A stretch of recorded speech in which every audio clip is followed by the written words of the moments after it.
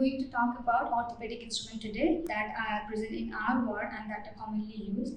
So before starting the instrument in proper, we should know about how to select and what to know about the features about the instrument. The features that are good for maintaining the stability. So there are particular features that should be present in all the implants and like pins and plates or nails. So the features that should be present are, we can use a mnemonics, sharp tip, make or mark the pin free of fatigue. So from sharp, the material should be sharp enough at its cutting edge. There should not be any defect.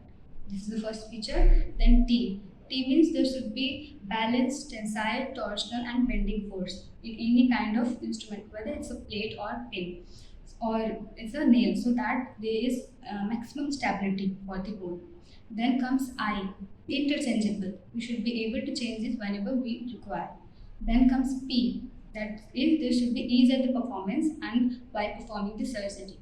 Next is S, that is the instrument should be sterilized. It should not be infected or contaminated. So we talked about the sharp and tips. Now comes mark, that is the instrument should be properly marked and it should be comfortable at packaging. Next comes C, that is it should be corrosion resistant. Then mark MARC, M and C completed. Then we'll look about free of fatigue. Free means it should be free from the toxic material, it should not produce any toxic ions.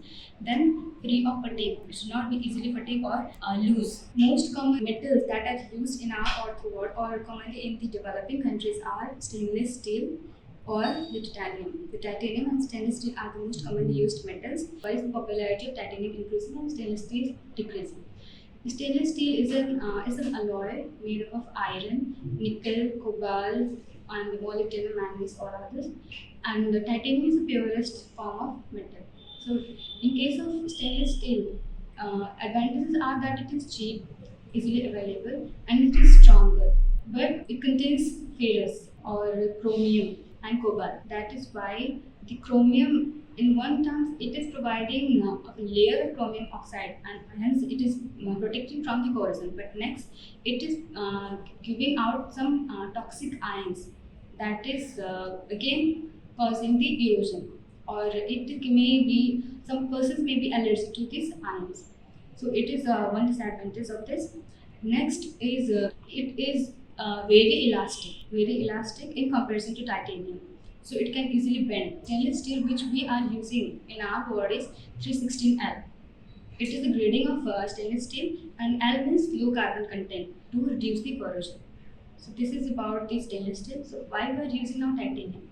Titanium is the purest metal. It is the 9th most common metal. It is extremely reactive with the nitrogen, but as soon as we use in our bone, it rapidly forms a layer of oxide, and that again protects from the erosion.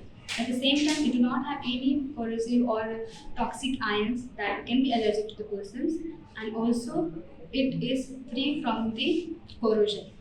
Now, titanium is lighter in comparison to the stainless steel, and titanium is more compatible with MRI because in case of stainless steel, there were ferromagnetic ions, that is iron, cobalt, nickel, but in case of our titanium, there is no such.